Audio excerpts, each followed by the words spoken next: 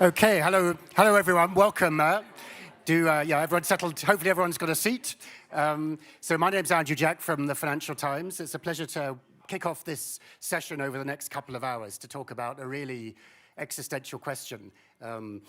Obviously, this whole issue of the next era of employment and what future there is really, and sort of to hear the voices, really important to hear from particularly the Do Fellows and other younger people who've been just going through the education system, working hard, training hard, according to my briefing, playing by the rules. I hope you've been playing hard a bit as well, but certainly everything's being disrupted, as we know, by AI, by restructuring and reflection in different sectors, not least in the tech space. And so we've got a great panel here to sort of kick off an initial discussion, and then after 40 minutes or so, we're going to sort of put the effort back onto you to reflect and brainstorm around some ideas on what could come next, what are the opportunities, what needs to change. I'll just sort of kick off. As you know, you may well have been participating. There were some surveys that were done to give a sense of where AI is and how it's affecting and what the attitudes are. And so you could just see here, but the views in terms of how far it changes your views of opportunities. So 47% saying it significantly influences, and 49% it completely changes your views. So a pretty radical perception about the level of disruption.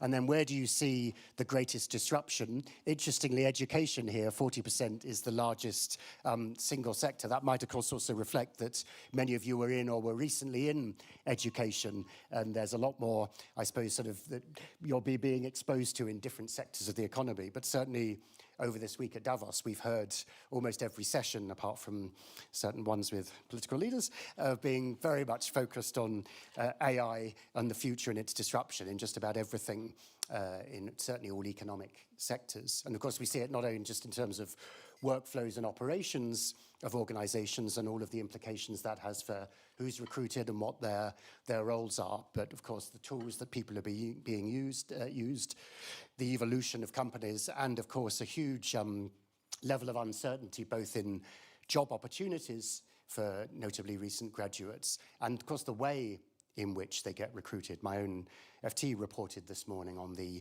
huge volume now of applications and the increasing use, as you well know, of AI tools and algorithms in both, on the one hand, the preparation of resumes and applications, and on the other hand, the filtering by recruiters, which is creating huge challenges and arguably sort of unjustified selections that miss out some of the best talent.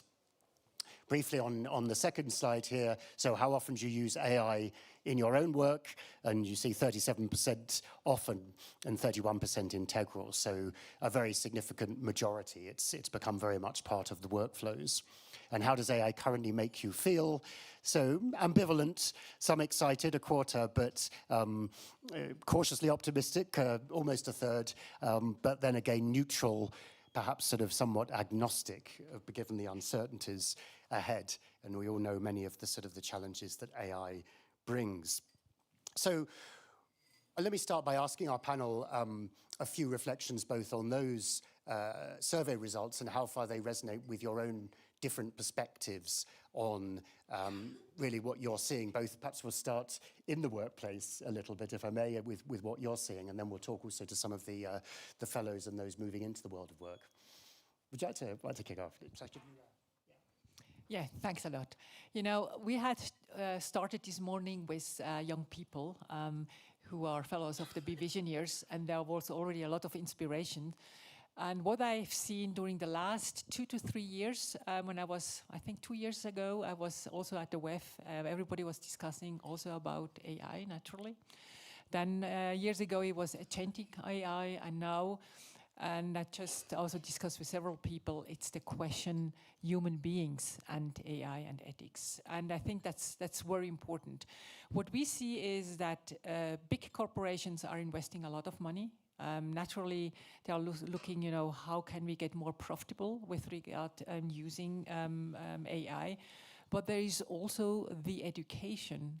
What we are seeing is that big companies, big corporations they understand that they have a responsibility. And if I look, I was a former Mercedes-Benz board member and now with UBS, both corporations are investing a lot in education of human beings, huge programs. But I think the question is, what can we do for young people to get on board? I think everybody, a lot of young people, you have probably made a lot of things right. You studied, and now you're hoping to get a job. And now is the entry there of the world is it's more difficult. What I have made as an experience, which was very interesting, 2 months ago, I was a lecturer at an university for sustainability. And we did it from a very practical point of view. So we didn't have a theoretical lecture. We really showed how companies in a practice way are implementing sustainability. It was a big success, but what we also have seen that education often is a lot theoretic. And when people came on the labor market and have to enter into a position, they are lost because the difference between the working world and the educations they received is very different. And I think there is something we need to look into it. Visioneers tries to do that. That's the Mercedes-Benz Fellowship Program, but also your new initiative that we are really getting more into communication between, I think, academia, society, and also corporations in order to create places and possibilities for young people in order to understand what's going on, in particular also with AI. Thanks very much. This is, I should say, Renata from a board member now of UBS, and obviously a very big supporter of these issues, including with the Do Academy. And we'll come back to some of the more detailed points you make in a minute, but let me turn perhaps now to Elizabeth from Anthropic for your reflection, and obviously you're also recruiting a lot of people, so tell us a little bit about how you're seeing AI changing things. Sure. Hi, I'm Elizabeth Kelly. I lead beneficial deployments at Anthropic. That's a very tech title for how do we support organizations who are using AI to accelerate the global good. Everything from improving public health to improving economic opportunity and outcomes, accelerating the life sciences. And so we're privileged to both be supporting enterprise customers who are adopting these tools, as well as nonprofits, higher education institutions who are using them in very interesting ways. I think what I would say is the technology has accelerated so fast that even folks who were initially skeptical have come around that it is very much here to stay, and that there are huge unlocks. We think about what has happened even over the course of the last year, for example, with our own products. So we have a product called Claude Code, which is now actually writing 70 to 90% of the code that we use internally. We just released a product called Claude Cowork, which takes the Claude code and makes it available to really anyone to use. It takes it out of the terminal, makes it incredibly accessible. That product was built entirely by Claude. And so the more organizations realize like what the unlock is, I think the more that people will get excited about it. And so a lot of the work that we're doing is actually to help people sort of in that empowerment journey. How do you make sure that there's both the top-down leadership so that you have the enthusiasm around using AI, but also like the bottoms-up champion? How do you ever make everyone a creator, giving them the opportunities to play with these tools, to enable things that are fun in both their personal life and their work life? And by actually combining those two, that's where we're really starting to see adoption in new and innovative ways that can create huge value for entrepreneurs, enterprise, anyone across the globe. So I just got to follow up on that. That's intriguing. Work and life outside work. So give us an example of what that means. Work and life outside work. Okay, one example of outside work that I love is a colleague used, a non-technical colleague, policy person, lawyer, used Claude Code to create software that would automatically text her husband 15 minutes before their children were due to be picked up. Which, like, that's a real hack. So that's one example outside work that I really enjoy. You know, at work, we're using it in a million ways. So for example, even as we were, let's take Davos, right? Like everyone in this room has been prepping for Davos. It was a huge amount of work by a bunch of folks, right? We were all able as a team to create a Claude project where we were able to look at the speakers list. We were able to look at the different events. We were able to pull in all of the different materials and talking points and bios. And it was all made so seamless and so easy just by virtue of Claude and enabling so much knowledge at our fingertips, but also such collaboration amongst our team. There's a million more examples I could give, but that one's very top of mind this week. Yeah, I wish I had access to that myself. You do. It's just log on to Claude.ai, create a project, you can do it. Okay, you'll have to guide me. So Elena, maybe let's talk. You're a Be Visionaries fellow. Give us your perspective on how you're seeing this world being disrupted and what it means in terms of career pathways. Do you want to pass the mic? Hello, everyone. I'm Elena. I'm a proud Be Visionaries fellow from cohort 1. Well, I'm the founder and CEO of Nera Eco Construction, based in Spain. And I think that what Elizabeth mentioned is certainly very valuable in terms of how making these tools very accessible to people to create their own ways of interacting with it.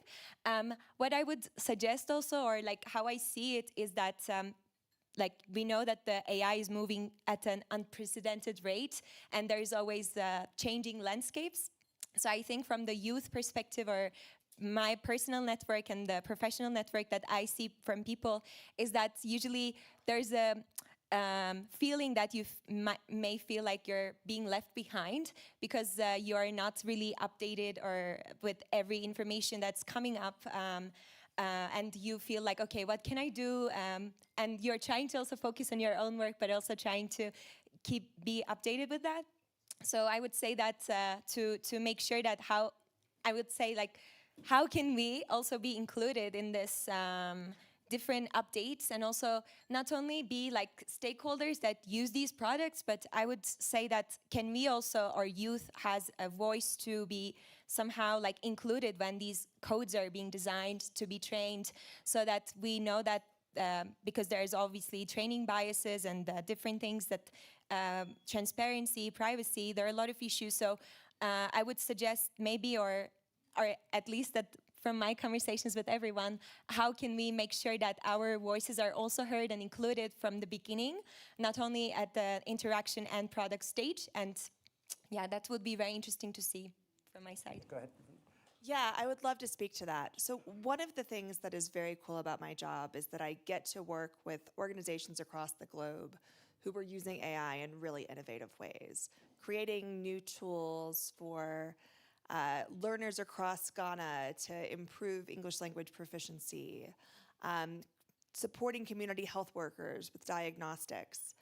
But I think what's so important to note is that we approach all of our clients as participants, not recipients. Like, we know that we are only going to achieve our goals of ensuring that AI is actually benefiting all humanity and raising the floor if we are co-creating with you. And so we've intentionally tried to create loops where we're able to get real-time feedback. One great example is this partnership we announced with Teach for All just on Tuesday. And so we've got, Teach for All has 125,000 teachers across 60 countries.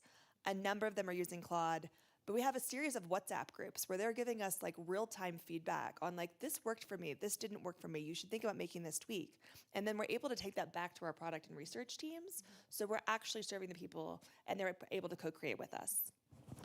Thanks. So Lou, let me turn to you, and I know you've got to go in a few minutes, so appreciative of your time, but just give us a bit of your perspective, both going through the education system and then obviously now as a VC internally, and also with the the potential clients and those you're investing in, how AI is disrupting things and what the implications are for this next generation.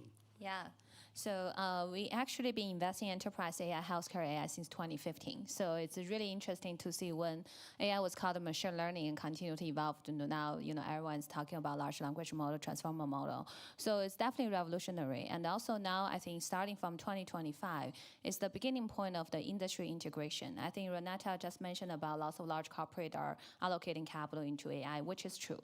Last week in San Francisco is the JP Morgan Healthcare Conference. So we're having conversation with Eli Lilly, Genentech, AstraZeneca, all these boutique pharmaceutical company, they're deploying billions of the dollars for AI integration because they wanted to utilize AI to really power up the data asset they have. And on the other side, if you really look at day-to-day consumer usage, I think a younger generation actually adopt to the new solution very fast. I'm also a guest lecturer at Stanford. So when I see I have different profile of the students. I can see the younger generation, sometimes they use AI application I never heard about. We're investing in AI. And also for day-to-day, for example, even for our own organization, if you go to our website, besides all the human employee, we also have an analyst named is Ada, who named after Ada Lovelace, the first ever programmer in the human history, turns out to be a woman, is actually AI. We built it since 2018, and she also got a promotion by the end of last year based on performance review because a new functionality developed based on the evolution of all this functionality, and which is quite fascinating. And meanwhile, for us internally, for example, we have a portfolio company called Otter AI, OTTR.ai. Anyone use it? Yeah, so it's my portfolio company. And many people realize, okay, with that, essentially become 80% of your personal assistant for the work. So that productivity improvement is quite fascinating.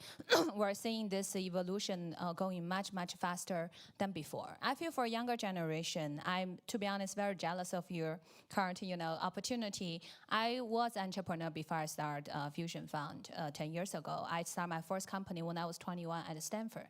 At that time, to be honest, as a young founder entrepreneur, in order to raise enough capital and resources to something new, it's quite challenging. But now it's different.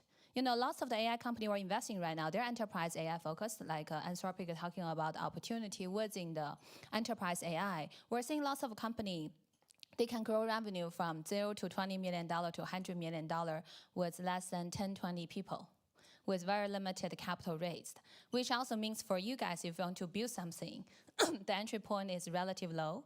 And also the solution like a Cloud Code is really easy to use. I also use Cloud Code. Initially was using Cursor, later Cloud Code is better. And Cloud Code work is really, I'm a big fan. It really can help you build a different project to help you realize the idea, the dream you have. Quite fascinating. And to give you an example, yesterday, one of my portfolio founders is giving a talk at Davos. He's also a young global leader. We're all YGL. His name is Richard. His company called You.com, YOU.com. And for Otter, they grow revenue from $10 million to $100 million within 4 years without new funding, which is quite impressive. You.com grow revenue to $500,000 to over $100 million in 1 year. This is the beauty of AI right now. So that's your opportunity. You essentially can build a small team and create a $1 billion enterprise in the future. Another thing is it's also open up so many opportunities, not only within the tech sector. I feel initially people only look at AI as a technology innovation. Within tech industry, what can we do? But tech sector is only less than 10% of US GDP. We invest a lot of healthcare AI, huge opportunity. So many different use cases, which is 20% US GDP within healthcare sector, financial insurance industry, another 20%. So in total, we're looking at over 50% of US GDP. Essentially, it's over 10% of the global GDP will be powered by AI, bare minimum, in the next couple of years. So that's your opportunity. And I think that's a perfect point because Bevisioneers is, in fact, we want to look into innovators for sustainability. And if we can really get the connection between sustainable projects for the future and using AI and in making it even better and also quicker, I think that would be the ideal. And I don't know, there are a lot of Bevisioneers fellows here. Who is using artificial intelligence already for the project? Okay, they're quite, We want to have there the connection. And as you said, it's a huge opportunity, which I'm really looking forward. Yeah. So Felix, how does this resonate with you and the results of that poll? Yeah, totally. Hello, everyone. My name is Felix. I represent current graduates. So I'm basically the generation which now enters the job market. I'm an intern fellow, and I'm graduating right now from EPFL and IMD in Switzerland.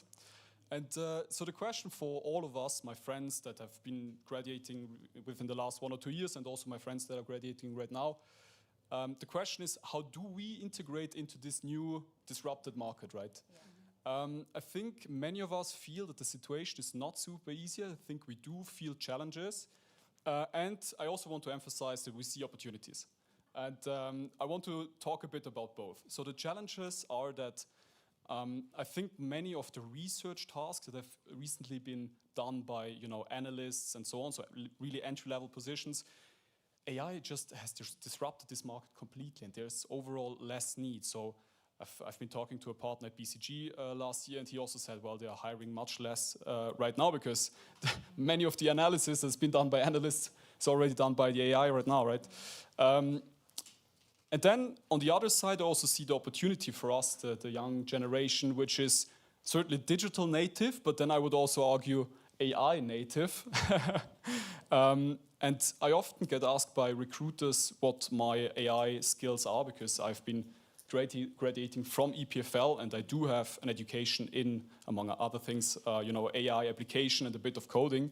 So this is something that I saw quite often in the last year, that the recruiters are really interested in learning about the skill set that we as the young generation bring in terms of, let's say, using AI in a smart way for research purposes, but then also how can you bring AI to the next level, potentially also doing some easy automation tasks by simple coding things. And I think this is the opportunity that we have and that we should leverage, because we are in a position where we can use the skills that we have, the critical thinking that we've learned, to learn a bit more about AI and then bring this to the companies, because I think it's been mentioned quite a lot that this is something really needed, and I do think that we are in a good position to do it.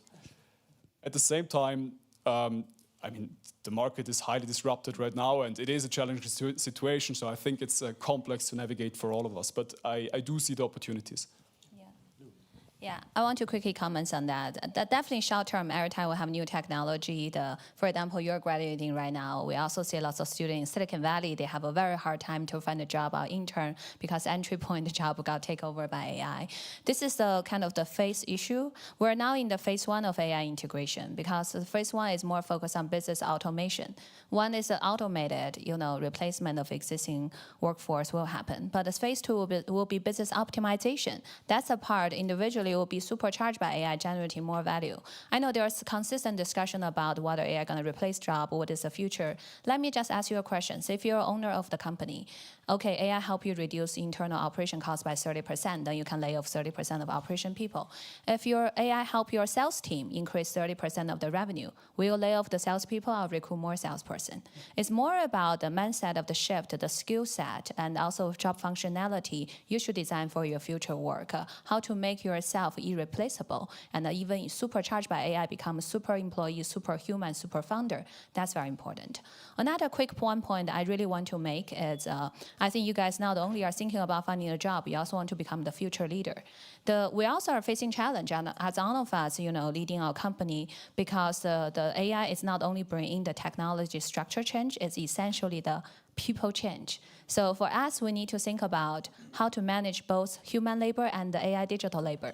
For you guys, the same thing. In the future, your team gonna be consist of human labor, AI labor. Certain functionality will be human empowered by AI. Certain functionality will be human support AI. And how to design that structure, whether the company gonna looks like what we have right now or more flat, and how to make it more efficient, and also how to make sure proper governance would exist. For example, you can use multiple agents, but if I talk with you, I know that I should not ask how old is your wife, right? It's the sensitive information. But agent to agent, they may just ask how much you're making every year, and the other agent may tell you the answer. And we also need to make sure we design the proper structure to do all this governance for the future format of the business and also company. That's the opportunity for you guys. It's a challenge and an opportunity for the future leader. Apologize, I have to run. Thank you very much for having me. Thanks for that. Yeah. No, Felix, and I'll touch to Florian in just a second, but Felix, just one thing. So you talk, we heard about the sort of the optimism and the great opportunities, but you were saying, as you say, there are challenges as well. How, both from you and your peers, you were at a great university, obviously, but how challenging was it for them looking for roles, including the one you've now got? Okay. It's, good question. I think many of my friends say that right now it was way harder to land jobs than it was 2 or 3 years ago, although now we have more experience and more skills. Although for me it's hard to say to what extent is this due to the broader economic situation, what is just due to the disruption of AI.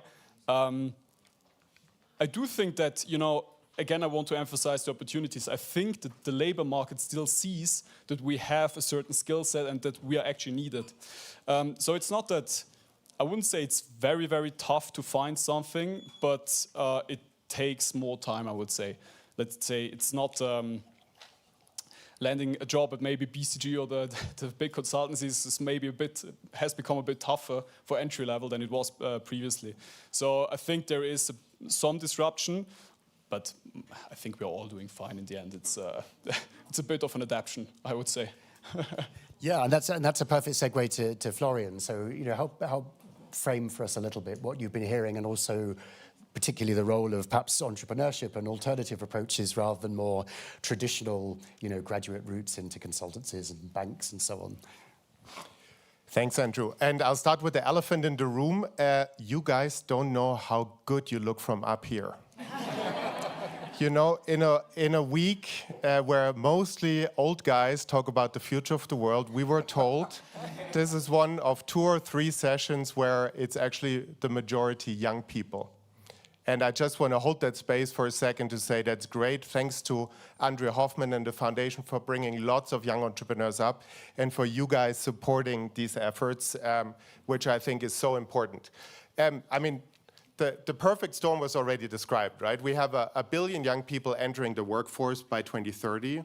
And even though AI will help all of us and is helping all of us in our enterprises, it's also disrupting the workplace, of course. It's taking away 50% of entry-level jobs, as is being told in the next 5 years. And it'll really change the roles in the economy to a large extent. And so this means, I believe, that we cannot anymore educate people for careers. Because you guys, even the entrepreneurs, will change your jobs at least 5 times. That's the prediction, right? And sort of getting a degree and hoping you'll have a linear career certainly hasn't worked out even for us anymore, right? Yeah. So that's why we're so passionate about empowering people to create jobs. We want you guys to go out and actually build value and impact for yourselves and for your community. And when we sort of started building up the Do School over the many years, and now up to 1,100 entrepreneurs a year, we still see that now we have an application deadline in a week's time. I think there's like 20,000 applicants from 100 countries for 1,100 spots, right? And so there's this tremendous need to scale up that kind of education that empowers for people to become really the drivers of their own destiny. And that's what we ultimately want to support more. And AI is an incredible catalyst for that. So that's why we've also made a pledge. And I think you guys are sort of helping out, and others are helping out to say, how do we use AI to not just worry about jobs, but to create the next generation of jobs? We're going to pledge another 10,000 young entrepreneurs to support them by the end of the decade with a 2-year program to get started. And I think there's more of this needed, right? So you guys will need to learn how to use it to your advantage, but we'll need to use how we actually change our education systems and how we support people to really become the drivers of their destiny in a different economy. And we're moving sort of, as it were, to next steps. I mean, so your point on education and how it needs to change. Any quick thoughts on what that should look like? Well, yes. I mean, as an entrepreneur myself, I want to drive solution into the market rather than lobby for them, because it's just much faster. So we're launching the IncuVersity with incredible partners. Anthropic is supporting with in-kind sort of cloud computing and Claude and a bit of expertise. Other partners are coming in. So we'll launch that in the middle of the year. Another 10,000 young people get to benefit from that. Be Visioneers is welcoming its next 1,000 young entrepreneurs into the program in a couple of weeks. And hopefully we can be a driver to see that other organizations say this is needed, that governments say, yes, it's great to have universities. I believe in university education if you're curious about an education, but not if you think you're going to spend 400 grand afterwards to get the best job and be set for life, as Felix said, because that's not happening anymore. And I think I'm really a big believer in that companies, society, politics, and private initiatives are working together. And I think that's so important. I've been working in big organizations. I'm now back into a Swiss bank, into UBS.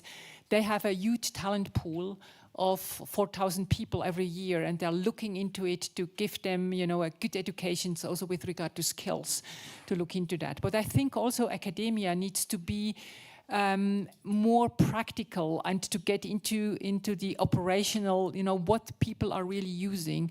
And I made a very good example. I just said, I'm not a lecturer, but I had the occasion to give a lecture. And we had a really good feedback because we were very practical. And people were saying, do we have to know that if we go and look for work? Yes, you need. And I think there's a big, I would say, a big distance between what the market is expecting from young people and what the education is giving to you. And I think that's something we need to make closer and to understand what are the problems. And I think you will still, I think AI is an opportunity, but I'm convinced you will get jobs. When we had the exam, it was clear for us that they had to do a case study, and the students had 4 weeks' time to prepare it. And it was clear that they're using artificial AI for preparing the presentations. But the difference were huge. Everybody was using tools, that was clear. But you felt immediately from the personalities, people are convinced about their ideas. They were presenting it in a different way, probably using the same tools.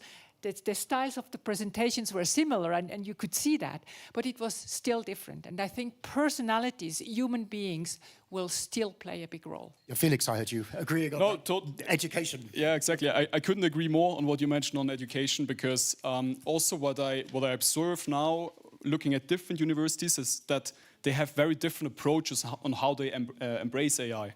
So I was lucky enough, or maybe I also chose with EPFL a rather technical school where this is more integrated, let's say. But in the program that I'm pursuing, AI is really integrated in every single class. Like whatever you do, you discuss how AI might change this discipline or how you can leverage and so on. Then also I think there are universities which embrace it a bit less, and I think this is very dangerous because in 2026, if you don't get a good education on AI, what the capabilities are, what also the limits are, and how you can use it, I think then you're in a quite tough, you're in a difficult position. And also I want to emphasize the skills that you mentioned, because there's a famous paper from 2 MIT professors. They developed the EPOC framework, which is, they say, the future of work is based on empathy and emotional intelligence. The second one is presence and network, opinions and judgment, creativity and hope and leadership. That's the EPOC framework. And I do think that if we bring our critical thinking together with these skills and we know how to leverage AI, then we are in a good position. But I think this is really something that also the universities need to emphasize, because it is the future, and if you don't learn it now, then you don't need to attend this university.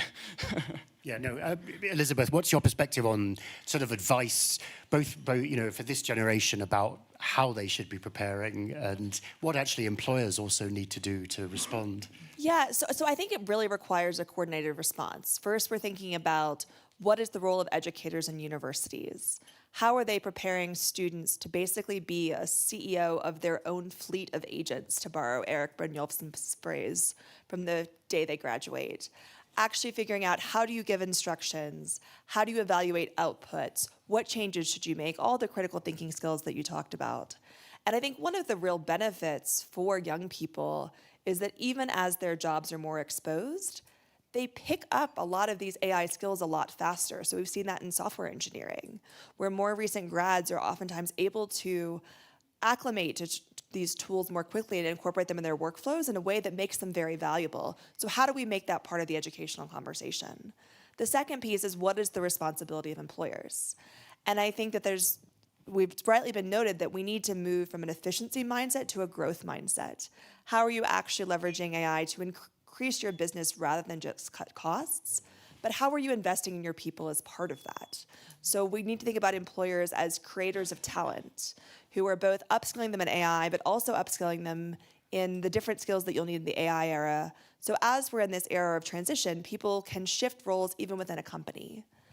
Lastly, how are you sort of the captain of your own destiny and your own education? And to me, that is the most exciting part. This technology is so accessible. I think about my dad who, honest to God, never sent an email his entire life and spends every day going back and forth with Claude and using for to increase tasks. I'm just waiting and literally maxing out his subscription because he's using it for everything imaginable. And so if someone who is not a digital native, not an AI native can do that, like every single entrepreneur and every single young person should be unlocking the power of these tools. And we know that there are costs, there are challenges to starting a business, but AI has made it so much more accessible.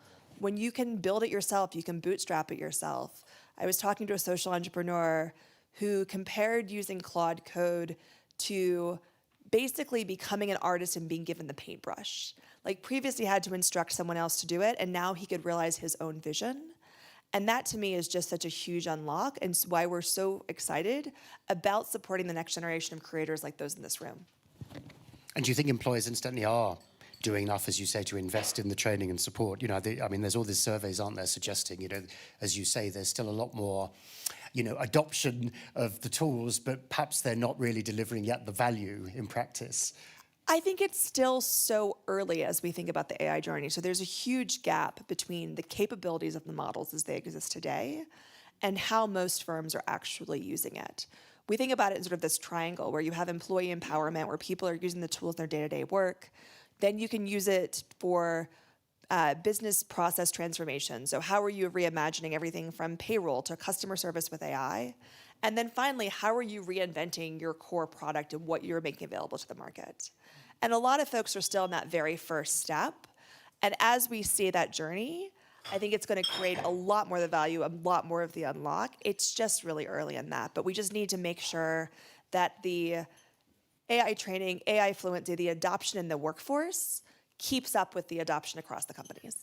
Elena, what's your take, particularly your advice for this sort of next generation of how to deal and navigate this disrupted world? Sorry, Elena, yeah. No, I definitely agree with everything mentioned here. There's a big opportunity to take advantage of these models to create new jobs like what Florian was mentioning. So empowering the youth to innovate and experiment, and also having this room of failing to keep on going. And I think that one of the things that some of the educational institutions are lacking is definitely this hands-on practical approach where you can actually keep on iterating, failing, improving your ideas. And with the use of AI, you can definitely do this.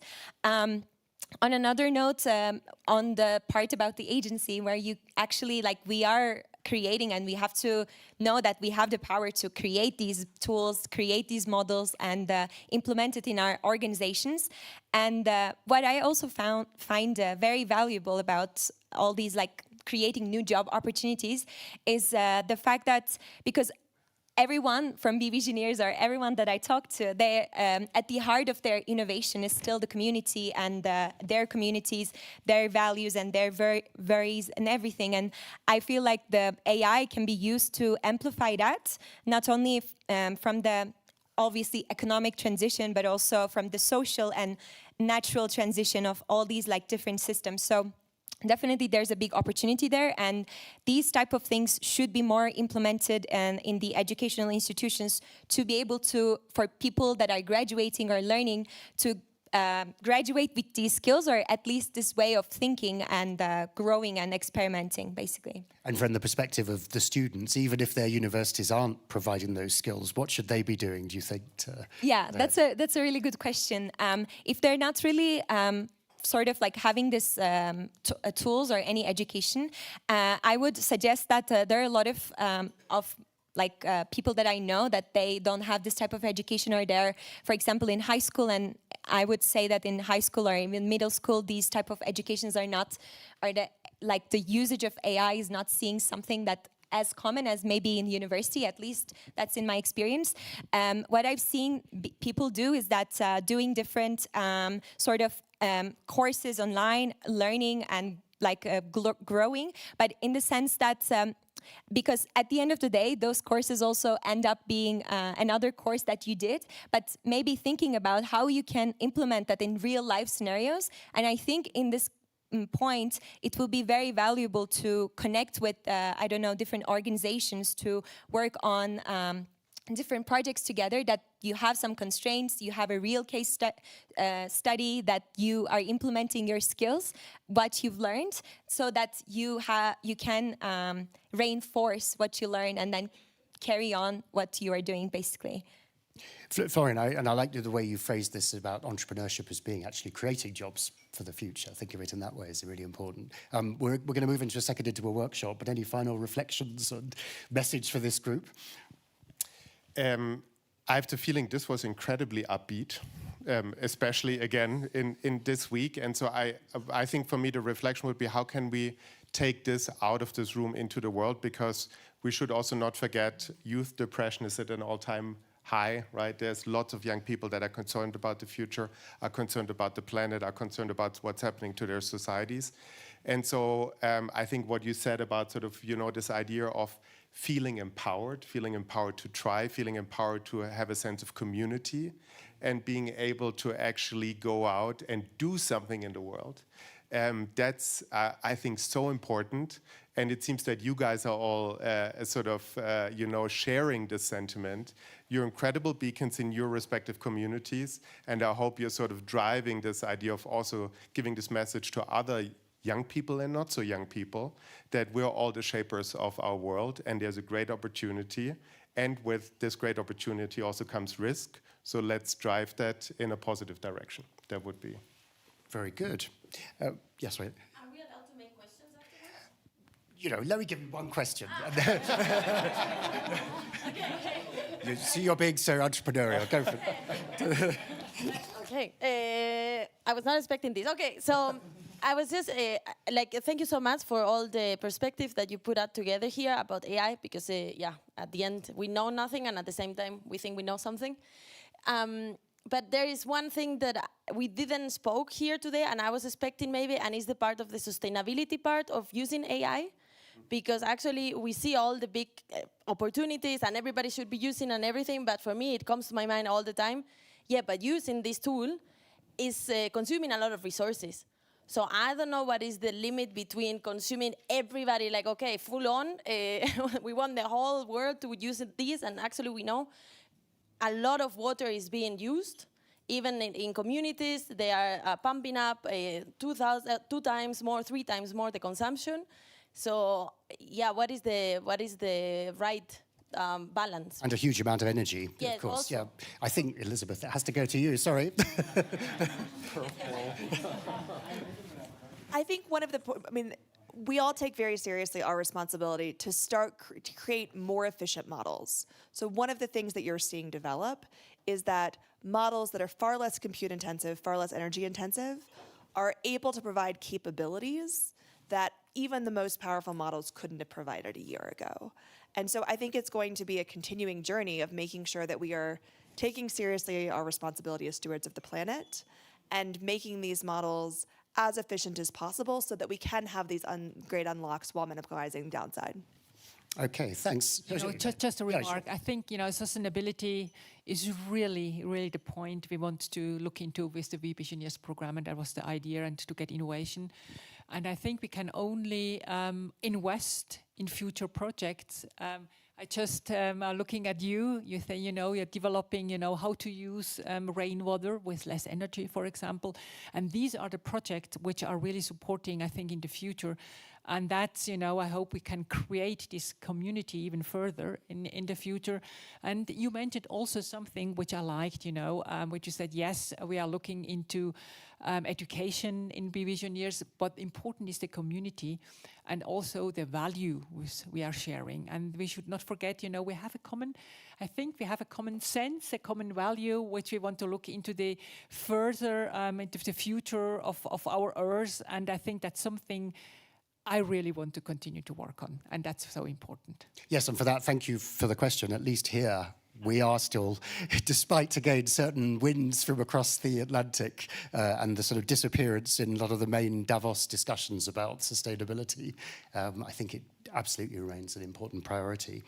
So we're going to move into the workshop session, and just a reminder here are the questions. So you're already split between your tables. I think your challenge is to elect someone who can help moderate, and then one of the fellows on each table at the end of your discussion in about an hour or so will then be charged with reporting back to the rest of the group. And you can see here the key questions. So where do you see major shifts in your industry as a result of AI adoption, especially around hiring of young people and the skills they require? What support is required for those successful transitions and to create new opportunities? And thank you for moving ahead. What actions are you planning as an organization to leverage the opportunity of youth innovation? So I think you're all hopefully briefed. You had a question? Yeah. A procedural question? Okay, one more. To answer this question, thank you. Thank you for the talk. To answer those questions, I would like to hear your thoughts on the idea that the rise of AI will, on the other hand, give more value to crafts and the very human again, which could also maybe create a different kind of job, like different jobs than we had in the last 50 years or so. Thank you. Thanks. I love this question. I think one of the things I'm most excited about is how AI can actually unlock and enable more human connection. And we're seeing that, for example, in spaces like education or social workers or doctors, where because AI is actually handling so much of the paperwork, the transcription, the parts of the job that no one actually becomes a teacher or a doctor or social worker to do, you're able to spend more time with patients. You're able to reunite more children with families. And how can we lead into that? And how can we prize those professions that really deliver that meaningful human connection? I think I'm incredibly excited about that. There's been sort of, let's be honest, in our society, a prioritization of finance or consulting or law, lawyer guilty as charged. But I think that how do we start to value the things that make us intrinsically human, that enable us to connect with each other? And that's part of what I'm really excited about with AI. Okay, and that resonates with what you were talking about earlier as well, doesn't it, Felix, in terms of those softer skills and the importance of them. So, okay, now it is time for everyone to work. You've got now about 50 minutes, so report back at 1:15. So identify your people who are going to speak and moderate, and best of luck with the discussion. And meanwhile, do please thank our great panel.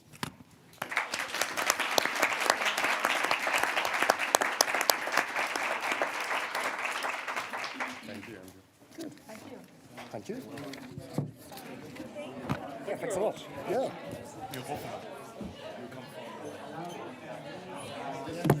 Thanks for that.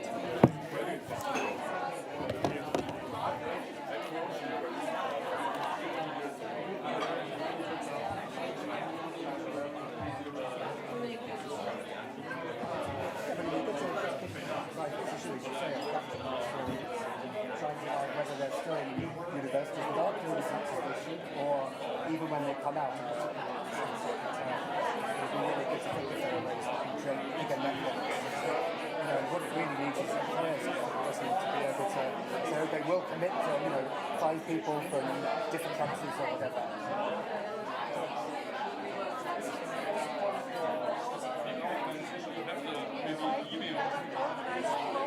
Exactly. Yes.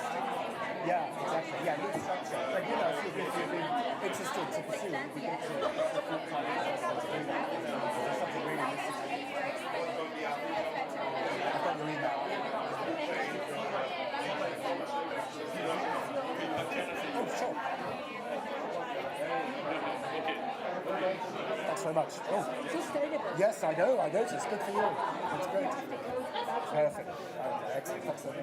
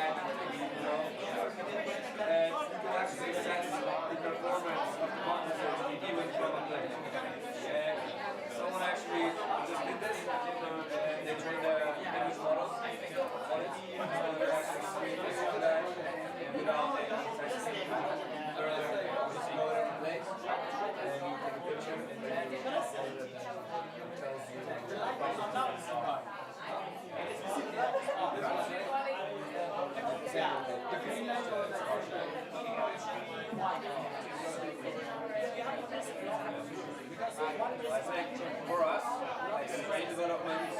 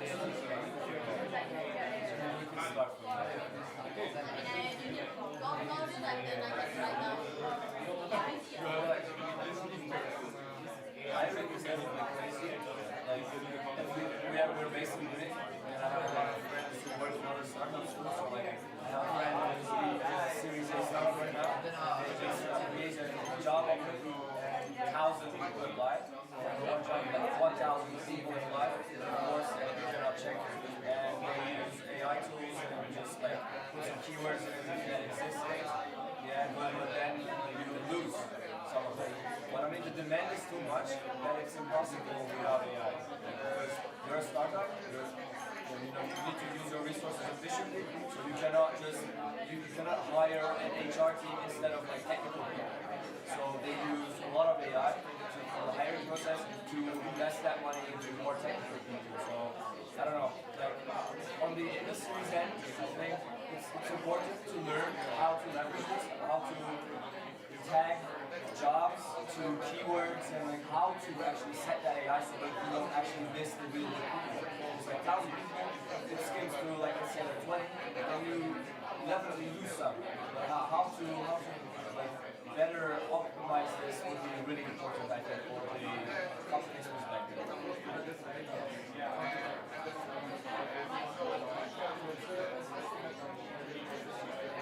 Yeah,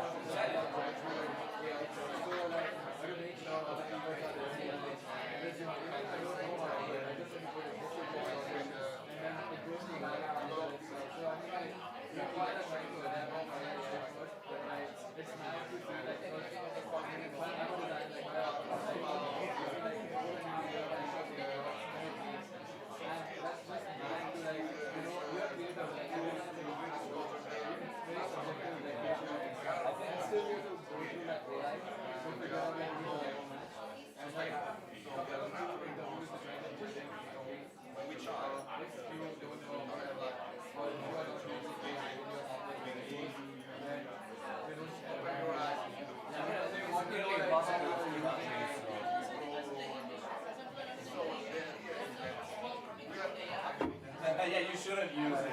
It's like in that open way.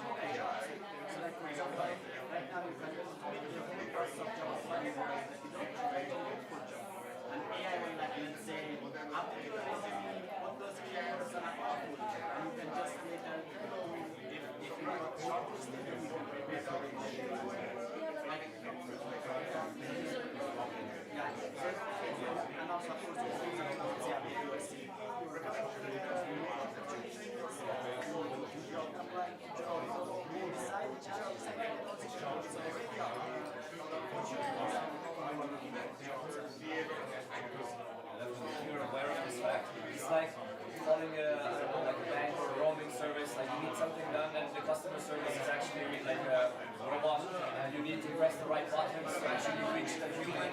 So I think Java application is also right now like this. You need to press the right buttons to reach the person so that they can see you and yeah, I have this.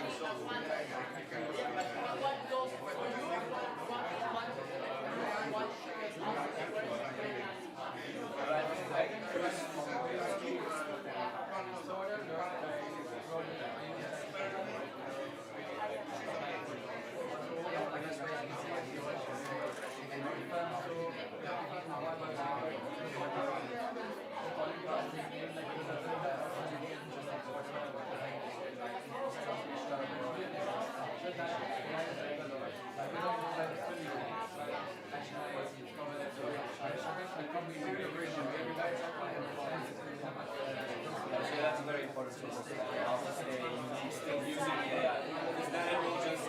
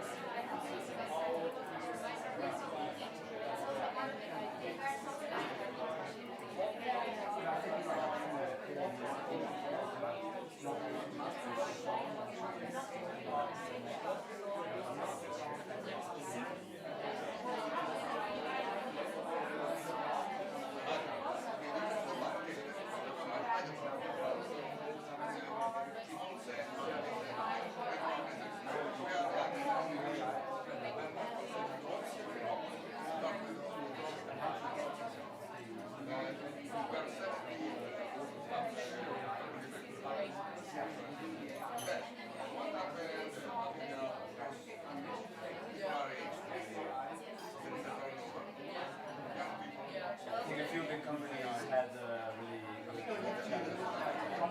Actually tried to hold back the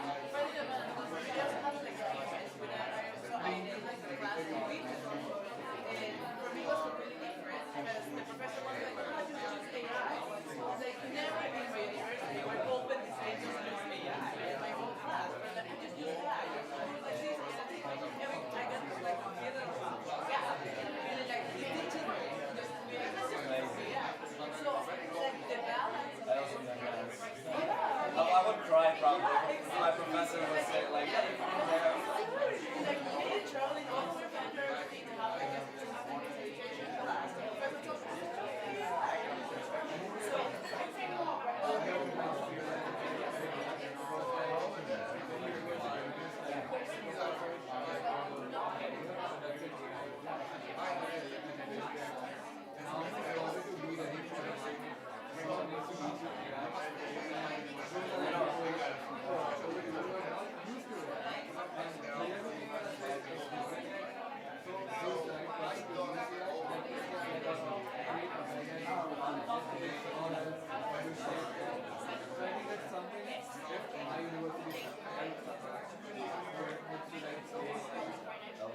That would be great. Not only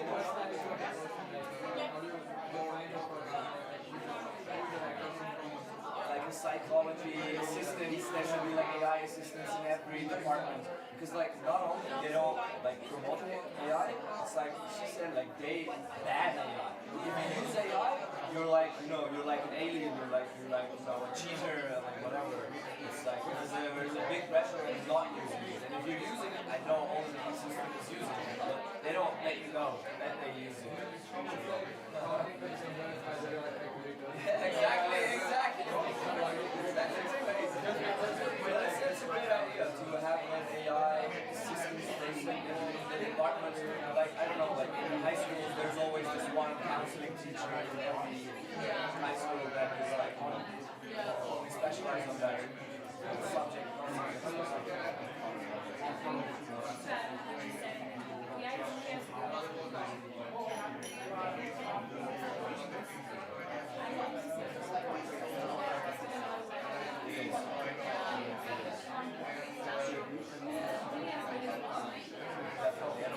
Train your own model for your own special area, which will it will become easier for sure. Like it's easier when AI was first here and compared to now, and like now the framework is a bit better. But yeah, definitely that's a big thing I think. Yeah. Sorry.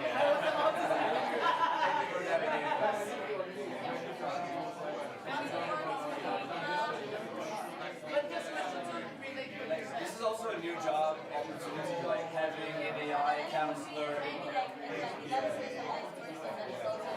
Because a young person can do this. I know high schoolers, I know like people like 12 or 13 who are coding AI. So they can start working in the industry even in that age.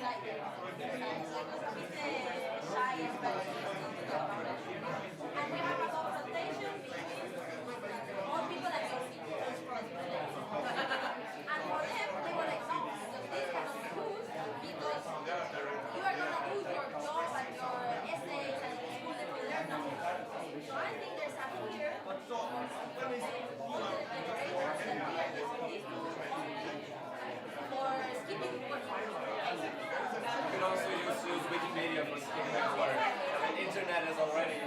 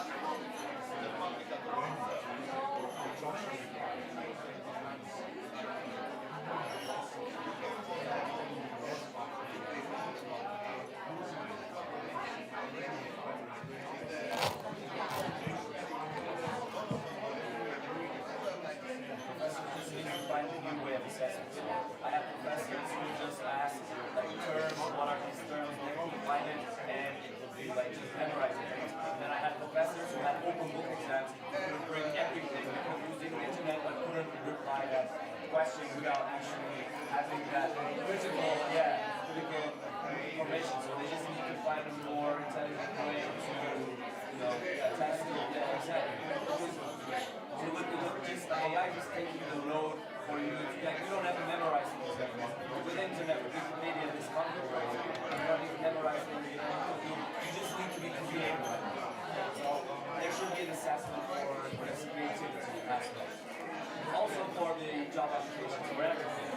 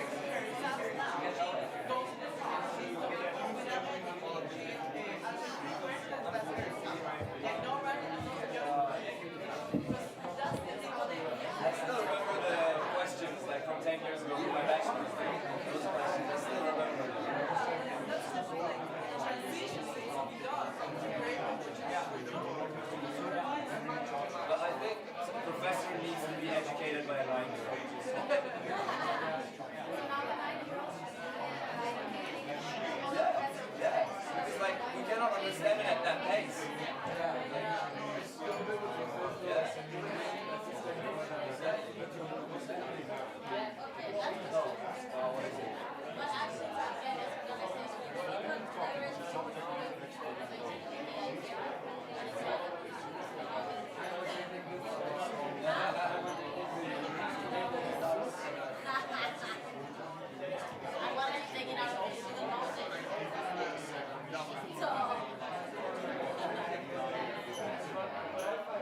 I mean, this should be very individual access, yeah. So maybe we should talk about like individual, like organizational level of ideas. Okay, so for me, as I said, like we talk like discovery of for the research. I want to try to boil it down. Definitely will cut down costs for research. The simulations of production will be quite beneficial. Like Google's DeepMind, like you can just create a simulation on what we use, what type of recipe, what type of substrate, we end up with what properties. So rather than that, just like research and discovery of fungi. Yeah, like just hiring again, like creating new tools for accessing the best potential some of the applications. And then, yeah.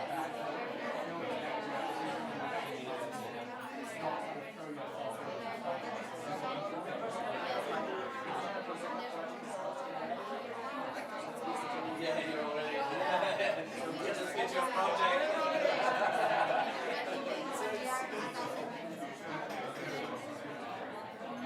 Like an offline.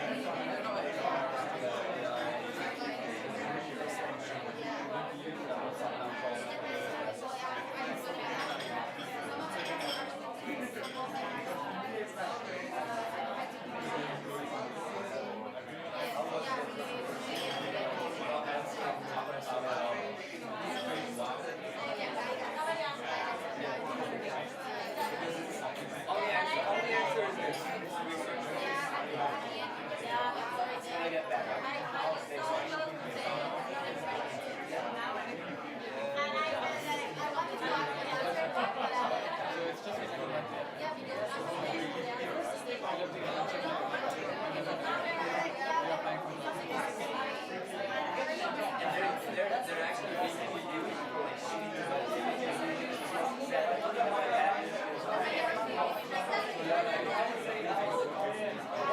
kind of like when they use it, when they prove of the model. I think it's actually good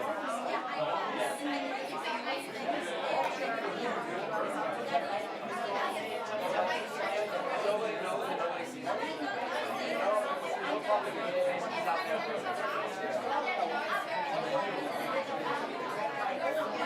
I really felt amazing. Global community of that responsibility. You cannot talk about it.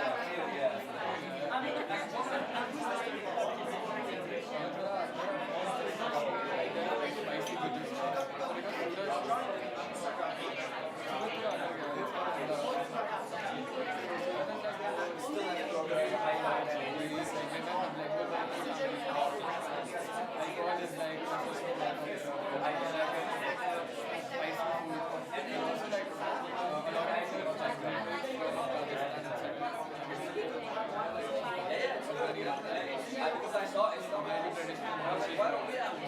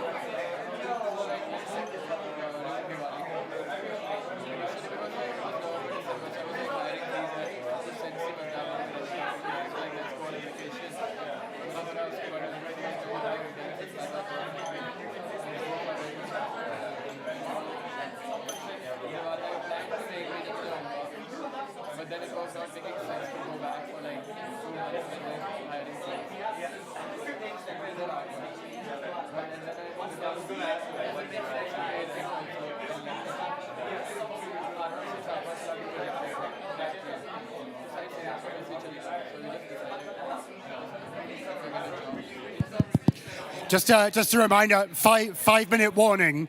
So we need to, so make sure you've got all your conclusions and someone to speak on your behalf. 5 minutes, please.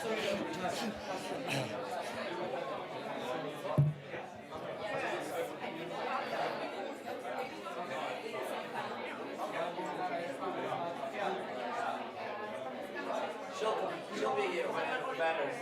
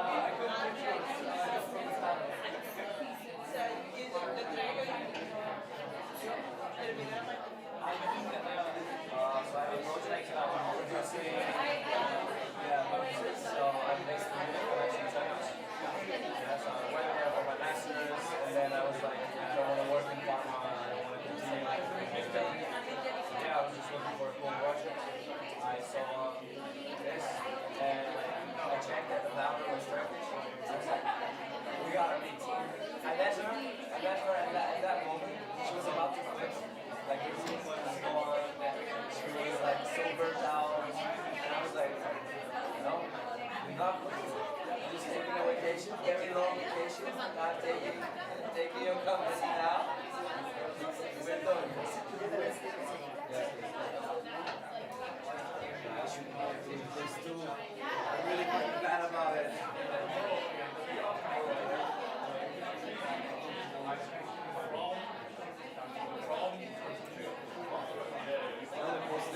Like once in a quarter. That's not good. Like,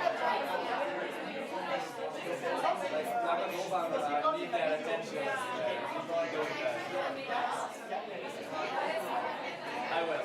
I'll get an intern. I need some 16-year-old to. Like anything above 22 will not understand social media. Impossible. Impossible. Like I don't understand those TikToks. Impossible. I'm old now. So you can press the button where you take picture. Press the button where you start.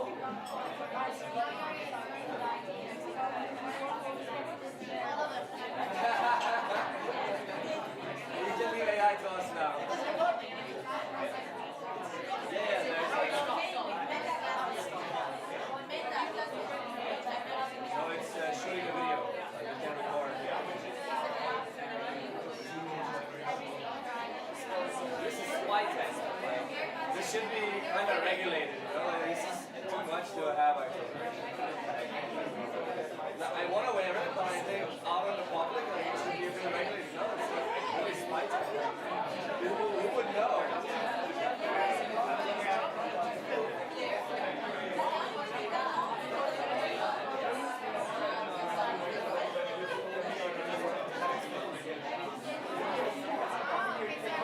I saw him wearing it, I was like, what do you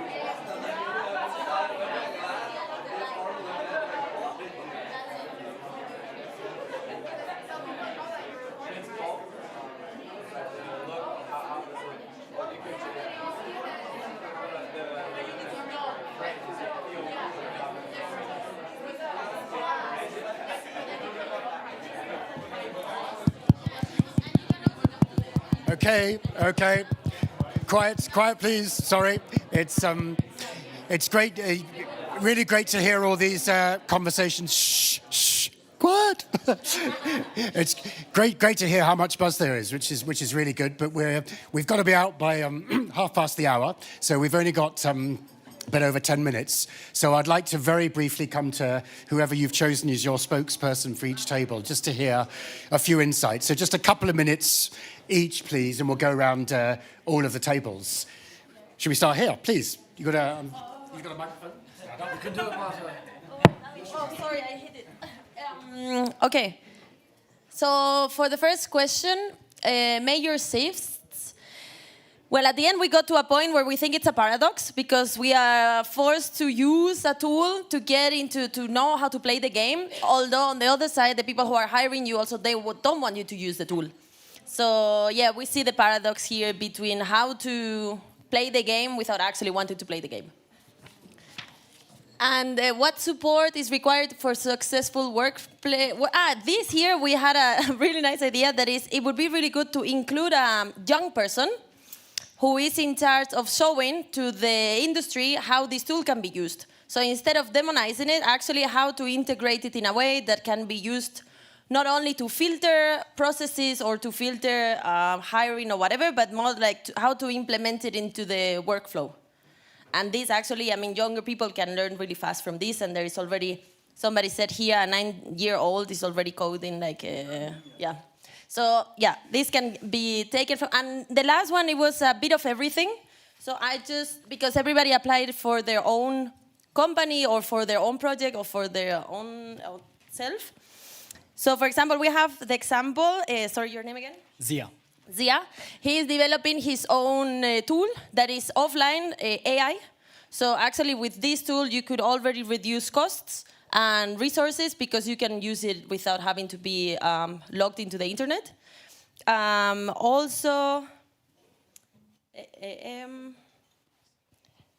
Yes, sorry, for mycelium, actually we have this in common.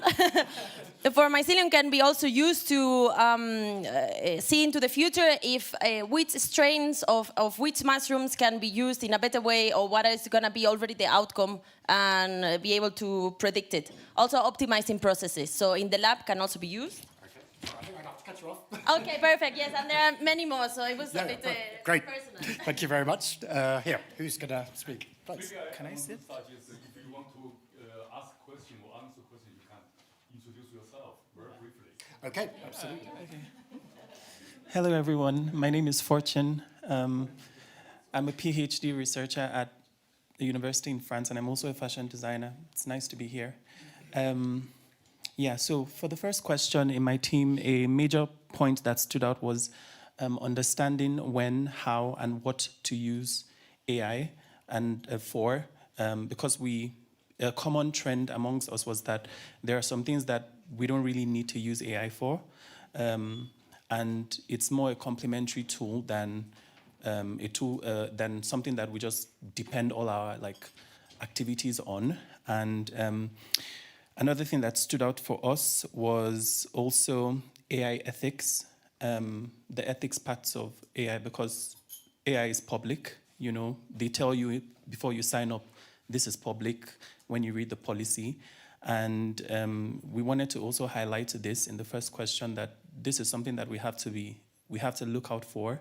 And then going into the second question, for support, the trend that we had was having more people in the workforce to be able to train the AI that we want. Because if we just relegate people simply because we want to save cost, we stand the risk of having AI just train itself. And that means there's not enough data because AI cannot create, quote and unquote. So the more we have young people with initiatives like this, we're able to put in data to AI to produce the kind of AI that we want. And for the last question, yes, we spoke about achieving, because most of us are not entrepreneurs in my table. Some of us are entrepreneurs.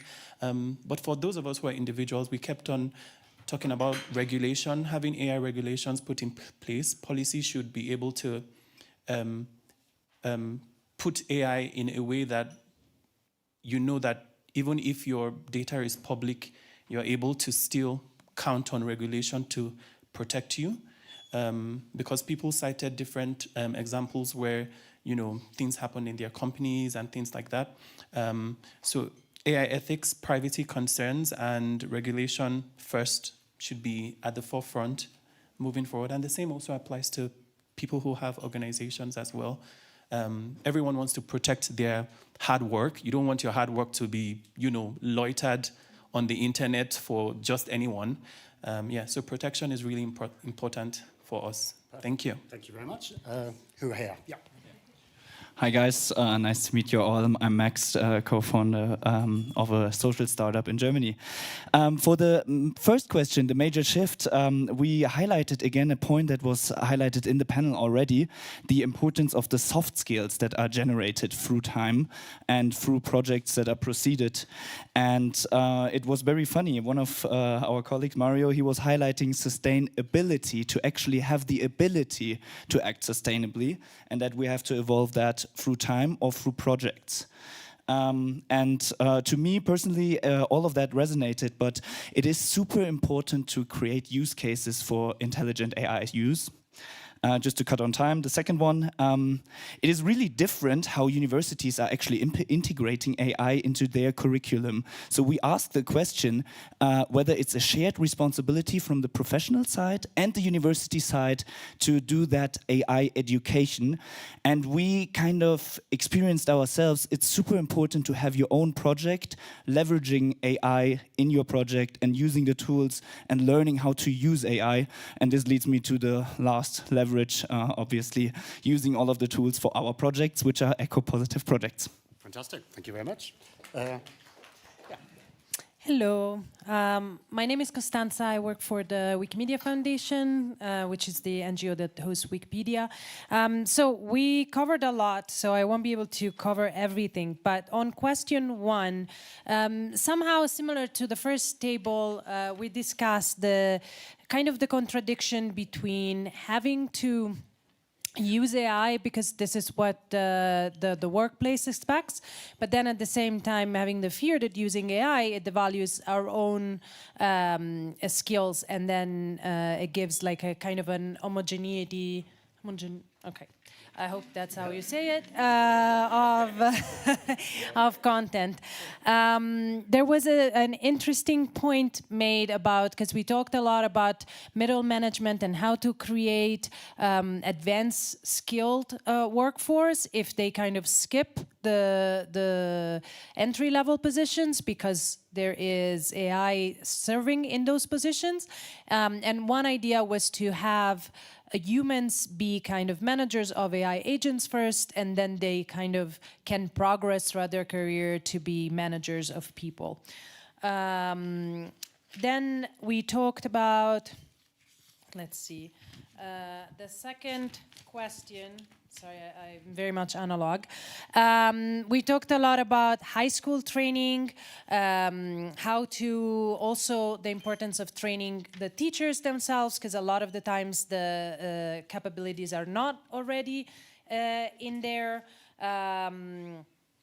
Develop the skills that are necessary to check the outputs. That was also another part of the discussion. Basically, we should only use AI if we can check the outputs. But then that means that the development of advanced skills capabilities is still very much needed. And then we talked about one idea that was really interesting, because we also talked about like the cost for the individuals to access these tools. And one idea was to have libraries, AI libraries for schools, so that the students can access the tools themselves. And then finally, for the third one, I promise we did not say this, it came from the table, but people said that it's important to have also tools like Wikipedia that share reliable, I swear, the quote is, if you go to Wikipedia, it's not going to be bullshit. So, but anyway, to still have those tools and still like support the humans, and I know maybe I have to give it back. Okay. Fantastic. Thank you very much. We're here, yeah. Hello, everyone. My name is Xavier. I'm a future of work advisor and generational intelligence consultant to large organizations and universities. And it's almost just to bring a different maybe sentiment also to the conversation and add to the panel, there's a massive amount of optimism and also education in this room. And when looking at AI, I think it's really important, and we kind of discussed before as well, around what this means for our critical thinking skills. And there's kind of that brain rot as like a term of, we're outsourcing our thinking to AI very often. And in this room, everyone's seems very critically engaged. And what does that mean, though, in the longer term of, education, society, and businesses, when a generation is growing up with, AI at their fingertips? And so then it begged the question, well, whose responsibility is it to support navigating the future of work and to support young people who are maybe not getting that early career experience because of AI taking them? This then led to the kind of looking at that word responsibility, which means the ability to respond. And if you look at kind of businesses or academia, who's got the ability to respond the fastest in the most effective kind of way? I guess the shared sentiment that we came to off the back of that was that it's kind of both. We need to have, as we spoke about, those innovation incubation labs where both can come together, students, businesses, society as a whole. And those human skills, there's kind of just to build on it actually from a generational intelligence perspective, was having like advisory boards of young people in large organizations, really to help shape the way AI is adopted. There's some really crazy statistics that show around how Gen Z are using AI in a way that is far exceeding how their managers are, and they're doing it outside of the organization's remits, which obviously presents data kind of breaches and all those challenges. What would it look like if you had a youth advisory board sitting in with senior leaders when those strategies, when the culture is being made? So that was just kind of an overall wrap up of all those 3 points into a bit of a sentiment that I wanted to contribute. Thanks. Thanks. Sorry. Okay, yeah. Who's going to? Yep. Thanks. Hi everyone, I'm Catalina, I'm a Villars Institute Fellow, and our table was mostly students actually, so high school and university students. So we focused a lot on education, and we were building off on what the panelists said about universities, specifically how we are told not to use AI. So I come from a humanities background, I study history and political science, and we write a lot of essays, and universities are increasingly becoming concerned about plagiarism. So we are told all the ways that we cannot use AI instead of being encouraged to use it for a efficient purpose. And it's specifically an issue with citation. So we're asked to cite any use of AI, but academia has no real process on how you would cite ChatGPT, for example, because it evolves so fast that the version you cite is not the version that it will be available to the person marking your essay, for example. But we also talked a little bit about the youth and applying for jobs and the hiring process and how AI is being exclusively used in the recruiting process. So I don't know if anyone in this room has done a HireVue interview, but it's essentially where you have a conversation with the AI and it is recorded, and then a recruiter will look at that video. And going through that myself, I spoke to a vice president at Deutsche Bank earlier this week, and she was telling me how they did a study on this AI recruiting process and how it actually really disadvantages female candidates. So we were talking about how we can use AI as a powerful tool to sort of diversify the hiring process, but make sure that no one is really disadvantaged within that process. And for the second question, we talked about how universities should implement more core modules that are mandatory for everyone to take on AI. And someone said something really interesting about how universities should make you a citizen of the world rather than an expert in your domain. So that was really interesting. And for the third question, we talked a lot about how curriculums should change at the high school level. So implementing systems thinking and entrepreneurships at the high school level has been shown to be really successful. And we talked a lot about organizations like Villars and Intent. So Villars focuses a lot on intergenerational collaboration, and that's really key. And Intent specifically focuses on building bridges between students and young people and companies, which was also really key in this transition.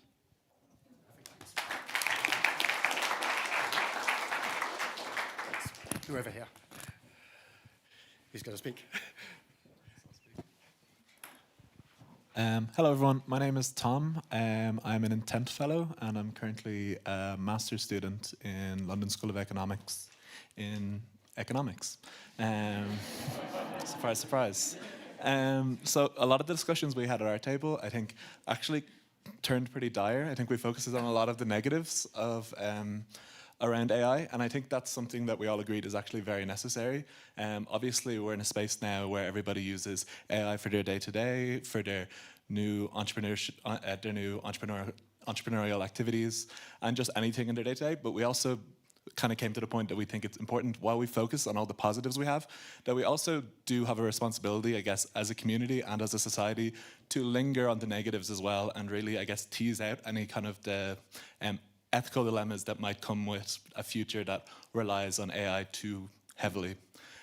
So this will probably be reflected, I assume, in the 3 points that we talked about. So for the first question, we really put an emphasis on, I guess, 4 main things. The first was because of the democratization, I guess, of knowledge through the advent of AI, we talked a lot about the need for more physical space. So while people get a lot of theoretical knowledge, we think that there's going to be a massive shift in the need for physical space so people can try out their new theories, try out their new ideas in places like labs and things like that. We also talked about, in terms of major shifts in industry, the need for, I guess, occupational instincts. So we used the example of engineers in our discussion, where we fear kind of a future where we get to, I guess, AI reports that are then reviewed by further AI, and how it's really important in the educational process for us to be able to instill these occupational instincts and, I guess, base and intrinsic understanding of these fields so we can still have that human aspect that we've talked about so much so far. We also, I think a really interesting discussion we had towards the end of it was the idea of, I guess, patenting and the idea of patents in a future of AI and where that's going to go to. Are we able to claim patents on ideas that are very reliant on Claude or ChatGPT? And where do we go with that? We didn't come to a solution, but it's something to ponder on. For the second question, when we were talking about supports, we had a lot of ideas. A lot of it was things that we'd already touched on, the first question. So physical infrastructure, we think hybrid education, and I guess staggered use of AI within the educational fields as well.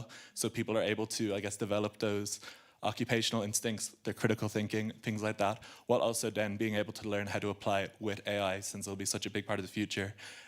But we also, I think, a lot of the discussion was talked about, it was AI regulation, specifically in terms of labor and environmental laws, to ensure that while AI is developing and it's becoming more and more efficient, we're acknowledging the social, environmental, and economic impacts that that's going to have on all classes of people, and not just the ones that are, I guess, afforded the possibilities to become entrepreneurs, to be able to work in large corporations.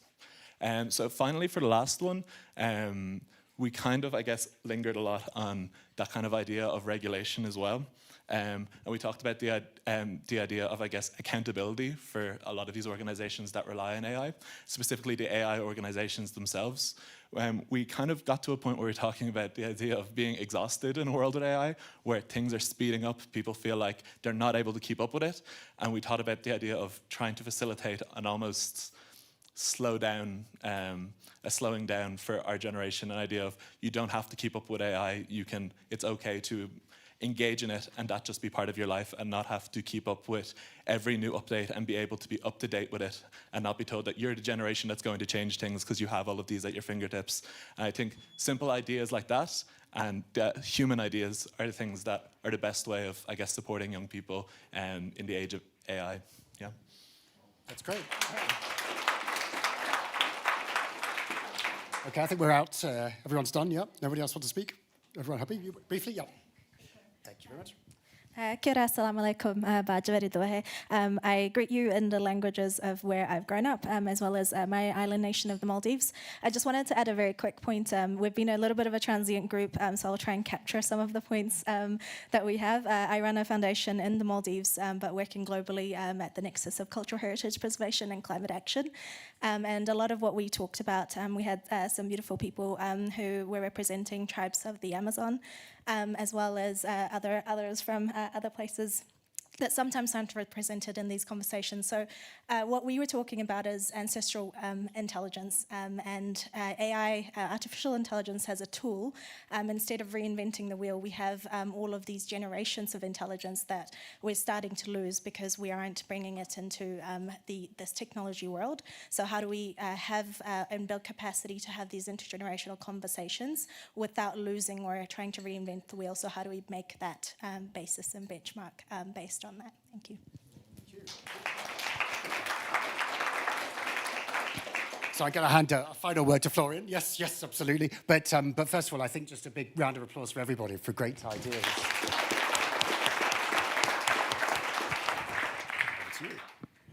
I'll start by giving a huge hand of thanks to Andrew for having us today and hosting us.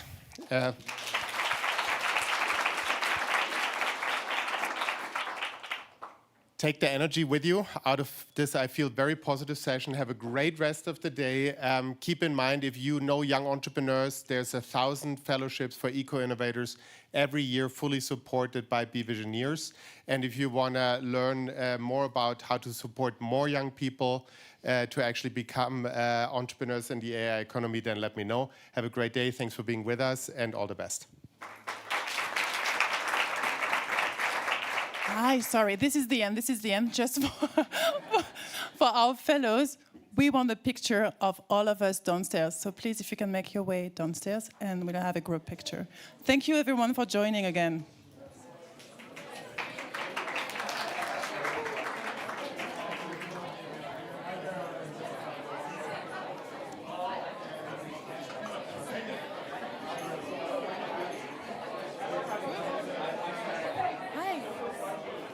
I heard that Constantine.